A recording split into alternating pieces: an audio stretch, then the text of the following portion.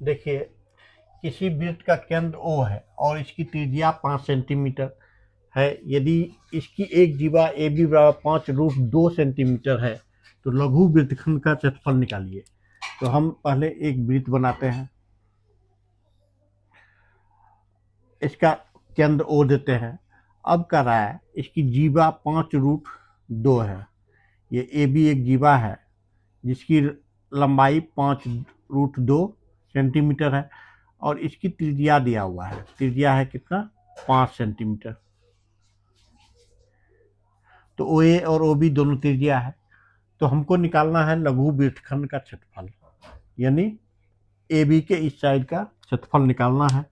चलिए हम लोग निकालते हैं। यदि आप मेरे चैनल पर नए हैं, चैनल को लाइक एवं सब्सक्राइब करना मत भूलिएगा। अब देखिए, त्रिभुज ओ ए बी में क्या क्या आपका इक्वल दिया हुआ है? O A square plus O B square बराबर 5 स्क्वायर प्लस 5 स्क्वायर बराबर 25 प्लस 25 बराबर 50। ये आपका ओ ए और ओ बी 50 निकल गया। ए बी स्क्वायर निकालते हैं। तो ए बी स्क्वायर बराबर 5√2 का स्क्वायर, तो 25 गुना 2 √2 गुना √2 2 हो जाएगा, यानी 50।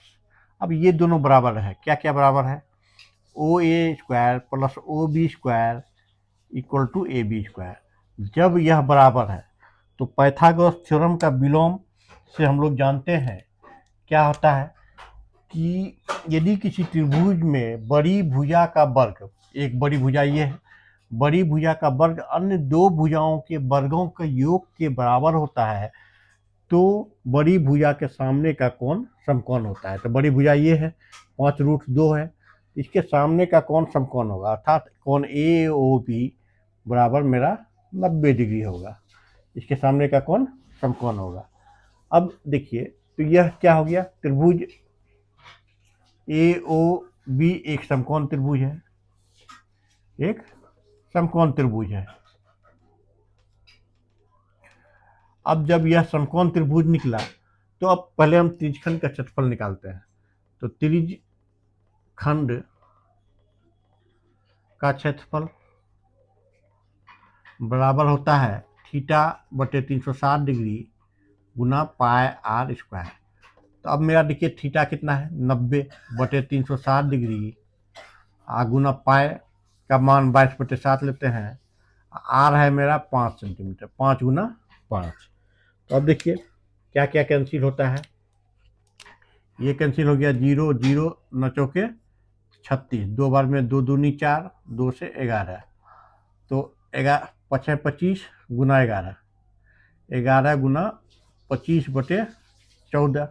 अब गुना करता है 11×5 55 और 11 गुना 22 और 5 27, 275/14 सेंटीमीटर स्क्वायर आ गया मेरा त्रिज्यखंड का क्षेत्रफल। अब हम क्या करेंगे? इस त्रिभुज ओ ए बी का क्षेत्रफल निकालते हैं। तो त्रिभुज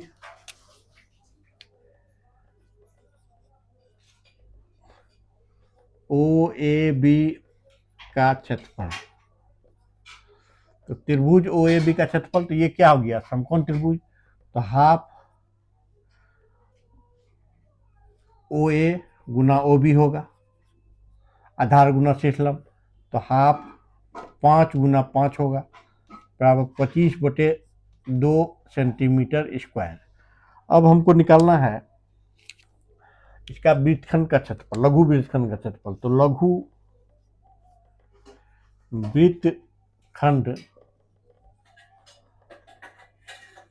का क्षेत्रफल बराबर क्या हो जाएगा? त्रिज्यखंड का क्षेत्रफल माइनस त्रिभुज का क्षेत्रफल। यदि आप मेरे चैनल पर नए हैं तो लाइक एवं सब्सक्राइब करना मत भूलिएगा। अब देखिए लघु वृत्तखंड का क्षेत्रफल ये हो जाएगा त्रिज्यखंड का क्षेत्रफल माइनस त्रिभुज ओ ए बी का क्षेत्रफल।